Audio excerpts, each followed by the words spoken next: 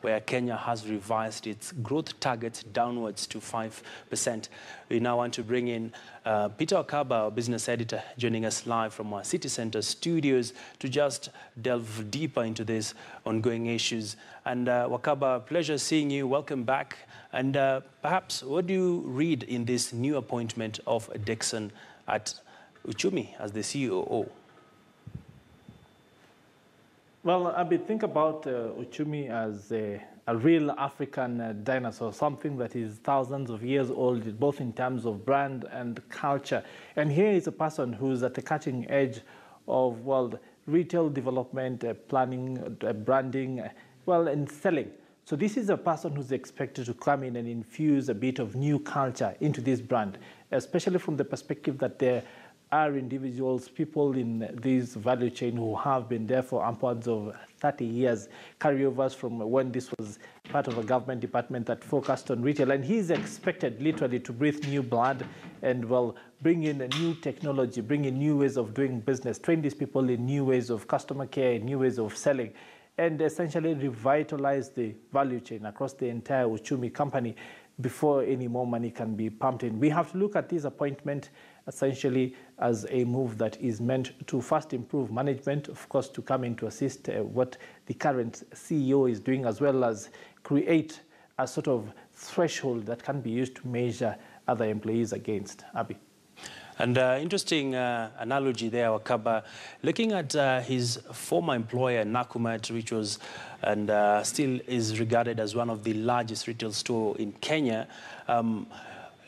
as he transitions to UCHUMI, which also is sort of similar to Nakumatt's model, what are some of the aspects we should be expecting in the entry as he takes over the leadership as the Chief Operating Officer? Now, if you look at Dixon's past, if you look at his resume, he's the person who's credited, as the story indicated, with developing some of the currently accepted models across retail value chains for global corporations such as Tesco. Well, he was brought into Nakumatt to try and drive the expansion agenda, of course, be able to modernize it in the face of competition that was coming in from right across the world, because Kenya was attracting attention of some major brands across the globe.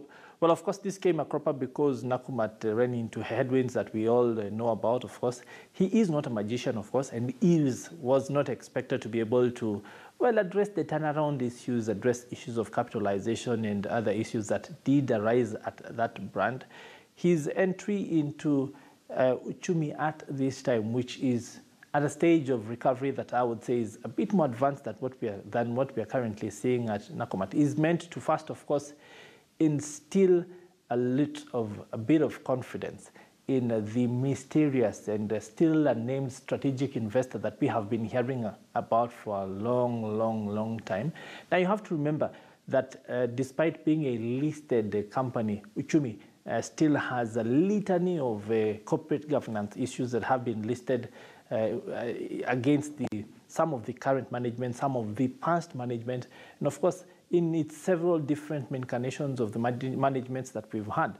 This is a person who's expected to sort of recreate the management chain of command, be a person who's supposed to put in checks and balances, and of course be able to bring in corporate governance standards that we all know that the current CEO has been trying to put in but might have been, well, running into headwinds against. Abby.